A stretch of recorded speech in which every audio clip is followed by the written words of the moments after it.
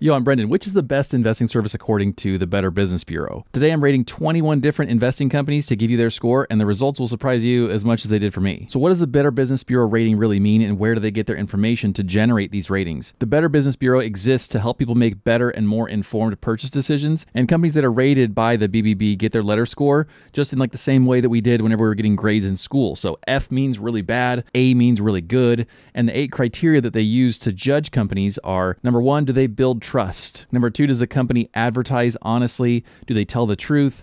Are they transparent? Do they honor their promises? Are they responsive, especially whenever they're addressing marketplace disputes? Do they safeguard our privacy and protect consumer data? And number 8, do they embody integrity? And also, just so you know, reviews aren't the same thing as complaints. So you'll see both on each company's page. Complaints actually affect the company's rating and can bring it down. Reviews don't. Reviews are just Amazon reviews of, a product, that kind of thing. Then after we go through all 21 of these investing companies, I'll give you 2 other options besides the Better Business Bureau to see if the company or the brokerage of your choice is worth doing business with. Let's get started with E-Trade. E-Trade is a big player in the investing world, and they don't have the best reviews. 1.09 out of 5 reviews, but that doesn't affect their score, even though it kind of looks like it does, because their official score is an F. They've had 547 complaints closed in the last 3 years and 177 in the last 12 months. Next is Charles Schwab, a huge player in the finance industry, and they've got an incredible rating, A+. It really doesn't get any better than this, even though their customer reviews are really bad, because why else would you leave a review unless you had some beef, They've been in business 51 years, and in the last 3 years, they've had more complaints even than E-Trade. 635 closed, 212 of those in the last 12 months, but they've still got a great score. Next is Fidelity, another huge company, been in business for 78 years. That is nuts. And another company with an A+ score. Now, they've had even more complaints than either of the last two, at over 1,000 in the last 3 years and 455 in just the last 12 months. Again, terrible reviews. But I feel like just in passing, people talk about Fidelity in a pretty positive way, so it doesn't really surprise me that this is an A+ rating.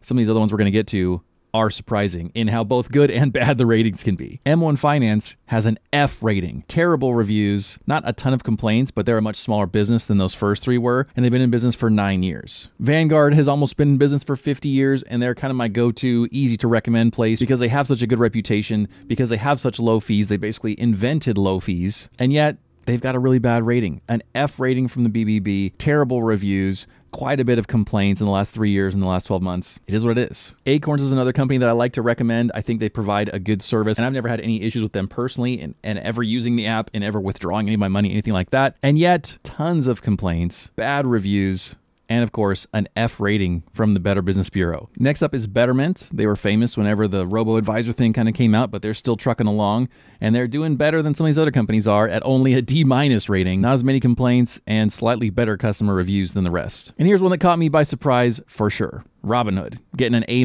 rating from the BBB. What? How is this possible? Now, unlike some of those other ones we just went over, there are current alerts for this business. There's known government actions involving the business's marketplace conduct right now.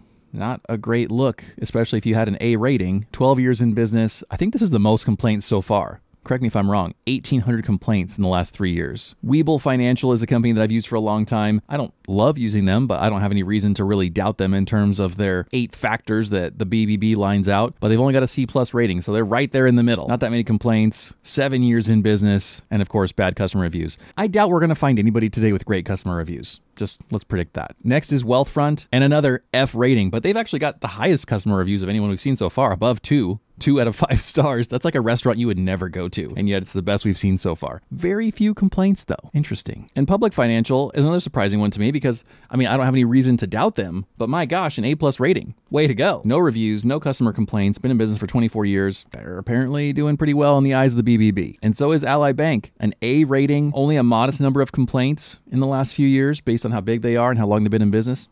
Really pretty good rating from Ally. And Interactive Brokers is crushing it too, an A- rating. That is really, really high. Next up is SoFi Financial, and they've got an A+ rating, but also probably the highest number of complaints. Over 2,000 complaints in the last 3 years. That is wild. SoFi is really broad though in the number and the types of products they offer, from insurance products to banking services to credit cards and investing in all kinds of things. And so maybe you've got more opportunities for complaints that way, but hey, A+ rating from the BBB. Not bad for their 13 years in business. And then I was going to look up TD Ameritrade because they were just on my mind as a possible place to go. But apparently, they've been acquired by Charles Schwab. So they're not even listed on the BBB anymore. They're not their own entity anymore. They're under the Schwab umbrella, if you will. Tasty Trade is a company that I used once back in the day just to get 200 free stocks or free fractions of stocks. And I really didn't enjoy using the platform. I know some people do. They've got the best reviews so far, an A+ rating. I mean, apparently in the BBB's eyes, they're doing nothing wrong. I just didn't like working with them. It was a little tricky to chase down the JP Morgan Chase rating for this because the Chase Investment Services Corp does have a rating on the BBB website. A+,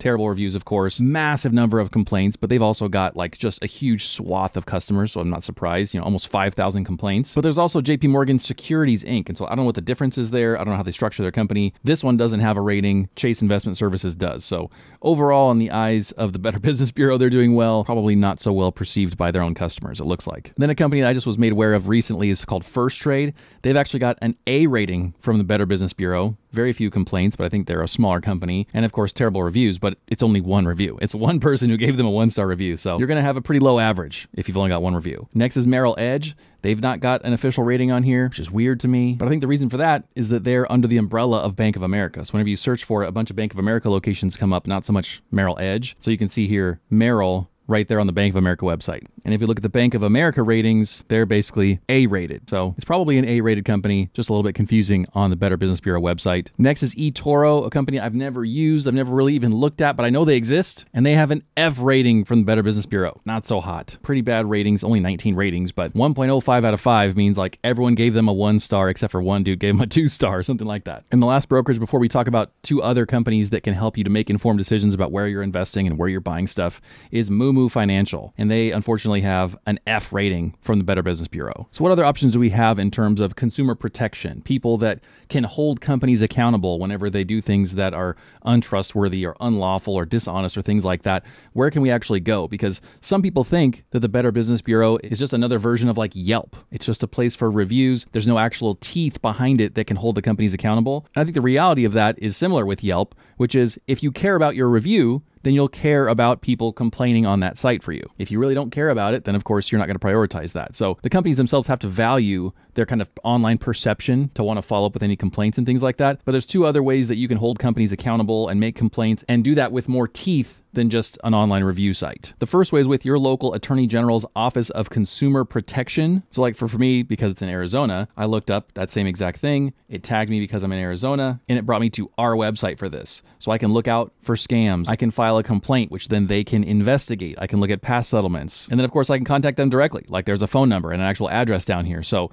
if I especially was dealing with somebody here locally and felt like some kind of fraud, scam, dishonest thing had gone on, then this could be a place where I could actually have some local follow-up. Then on a bigger scale, from the federal government, not from local governments, and specifically tailored for financial products and banks and things like that, we have the CFPB, the Consumer Financial Protection Bureau. They like to brag about their stats as much as any professional athlete does. 4 million consumer complaints received responses, $20 billion in financial relief as a result of their own actions, and 205 million people are eligible for financial relief, apparently, through them. They're trying to protect us from junk fees. They're holding banks accountable. They're standing up for consumers so they can make a fair financial marketplace. And they do that in all these number of ways, right? This is another organization that has more teeth, more enforceable action than something like the Better Business Bureau does, which is more of a perception thing. And I think this is a lot more about accountability behind bad actors who are in the financial marketplace. If we look under all their enforcement actions, we can see actual places where they have filed lawsuits against companies. They've issued order against certain banks and things like that, to where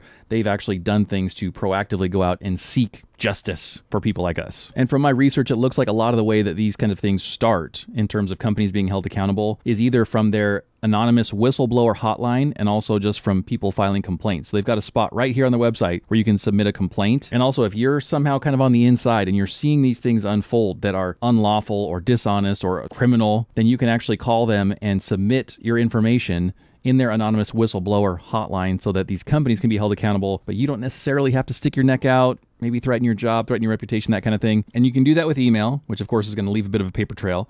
You can do that with a phone call and leave them a message. And you can also send them a letter or even a package. So if you've got like physical documents you want to send in, you can do that this way. I think working with somebody that you trust, especially when it comes to managing your money, is extremely important, which is partially why I'm here with you right now making this video for you so that you can understand what people's ratings are. You can understand how to hold them accountable. And then also you can just watch reviews and things like that I make where I give you my opinions and my breakdowns on what it takes to be a decent company to work with. If you want to see more of that, subscribe, or another video, then you can watch that right here. Otherwise, thank you to my members for always supporting me directly. And the secret comment word for today is mice, because I have 2 mice on my desk for some reason right now. What a mess. A mice mess. Thanks. See you guys later. Bye.